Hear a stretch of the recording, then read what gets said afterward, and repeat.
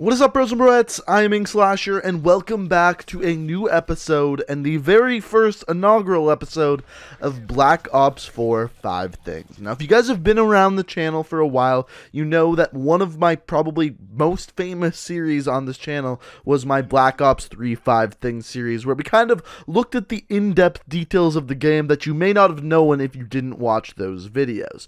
And honestly, my channel wouldn't be what it is today if it wasn't for that series.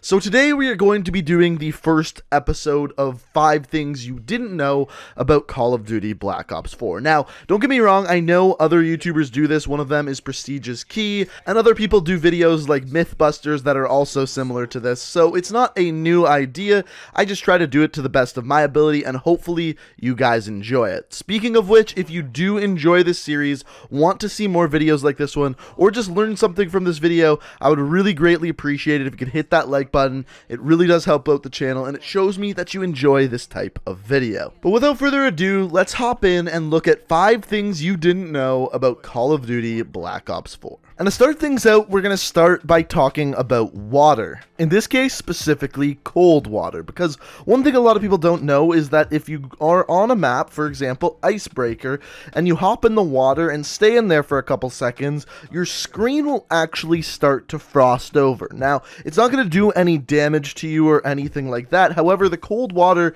makes your screen a little bit frosty. If you hop out of the water, it goes away, and then if you get back in, it goes frosty once again. Just a little piece of immersion that Treyarch added into this game that's really never been in a Call of Duty game before.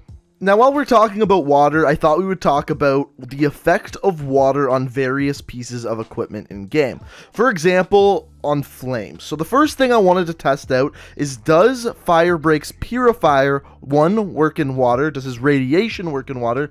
And how are all the other pieces of equipment in the game going to interact in the water? So test number 1 was simple. Are you able to kill someone in the water with the Purifier if you are outside of the water? And this one was simple. Yep, it is very easy to do so. So after this, we then tried to kill someone who is underneath the water when you are out of the water. This one doesn't work. So if someone is underwater, your flame with the Purifier will only touch the surface of the water, not anywhere underwater.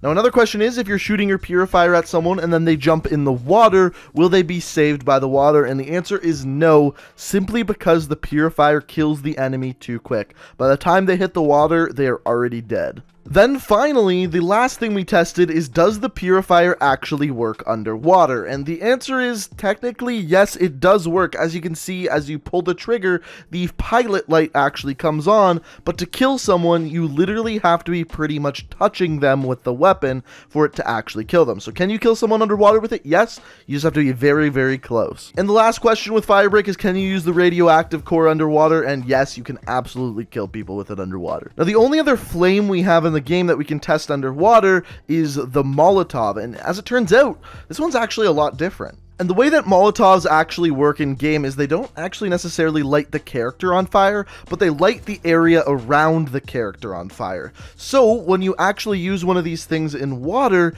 they don't actually work that well. So the original impact of the grenade will deal damage, but then the flame will not deal damage after that, as the water kind of puts out the flame. In fact, if someone is swimming underwater and you hit them with a Molotov, it only deals that impact damage and no flame will be seen whatsoever. Similarly, if you throw a Molotov at someone and then they get out of the way or jump in water, once again, they will not die, but of course you'll deal damage to them. Now, as far as the other specialist characters and how they interact with water, for the most part, you can't really use too many items underwater. For example, you can't place the barricade or razor wire with Torque. However, one question I had to do with Juno, which is, of course, Nomad's dog. And the simple question here is, can the Doge swim?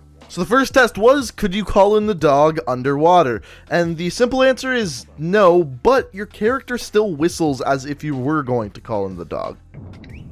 By the way, I'm pretty sure in real life it's impossible to whistle underwater. Not 100% sure, but pretty sure. So then after this, some simple tests were, if I'm in the water and the dog's called in, will it chase after me? And no, it doesn't do that. So then the next step was literally getting the dog to chase me and jumping in the water. And nope, he doesn't follow you there either. So then we took this a step further and took the dog to the beach where it's a gradual run into the water, and we found something really cool. So first of all, the dog simply won't chase you into the water. However, if the dog is chasing you and you kind of go into like ankle deep water and the dog just barely gets his ankles wet, it actually glitches out the dog to where he will no longer chase you, or for that matter, anyone. In fact, you can walk right up to the dog and he still won't do anything to you. Unless, well, you're standing right beside him and decide to shoot the puppy. So now if you're playing a game on Contraband and someone calls in Juno, you actually know how to glitch out the dog. Now as far as what pieces of equipment do work underwater, some examples are trip mines, as you can see here. You can also use a sensor dart, 9-bang. However, if you are playing as Ajax, you cannot use your riot shield underwater. In fact, if you're using it and run into the water, it doesn't work so well, which kind of makes sense because riot shields are pretty heavy. Then other specialist weapons like the Annihilator Pistol, Tempest, or Grav Slam all work completely fine underwater. In fact, the Tempest actually works better in water because it's a one-hit kill instead of two, because enemies can't get downed in water. And the last thing we're going to look at to do with water is actually what score streaks work in water, or more specifically, what controlled score streaks work in water. For example, the first one I tested out was the RC car. And as it turns out, the RC car does not do well in water whatsoever. In fact, if it touches water at all, it immediately explodes. So we also tested that if you're standing in the water when it touches it and explodes, what happens? And as it turns out, as soon as the RC car touches water, it deals 0 damage to anyone around it. Now, similar to this, another ground-based controlled score streak, we tried out the Mantis, and once again, as soon as that Mantis touched the water, boom, it was dead. Now, the one weird thing you can do with the Mantis is when you call it in, it kind of drops a supply drop.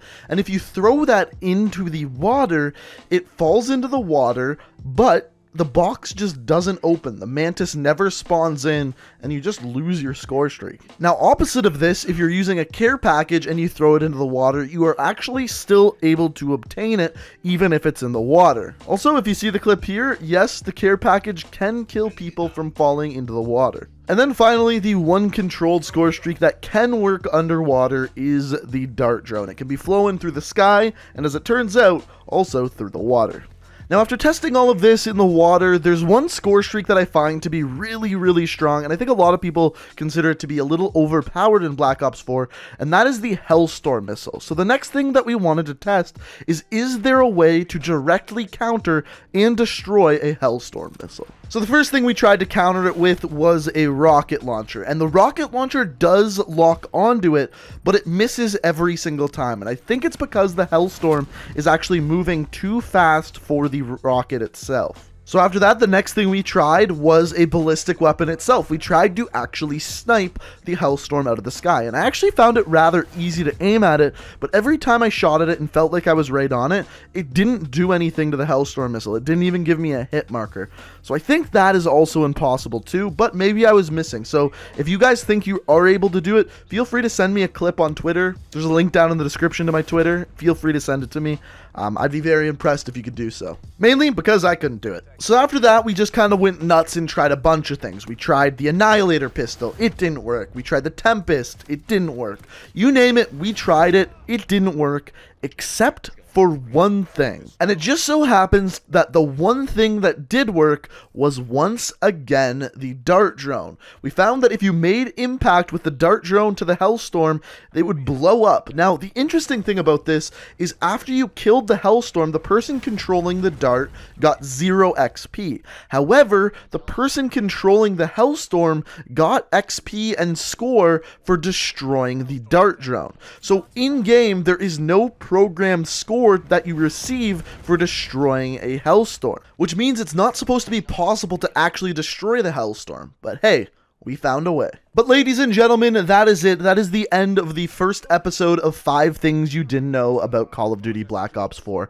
If you have anything you'd like me to test in a future video, if you have any questions about what we did today, feel free to ask them down in the comments below. Also, if you enjoyed the video, I would really appreciate it if you could hit that like button. And if you like what you see here and want to stay up to date on all my videos, the best way to do so is hit that subscribe button and make sure you have notifications turned on. But guys, I really hope all of you enjoyed the video. Thank you so much for watching, and until next time, peace out.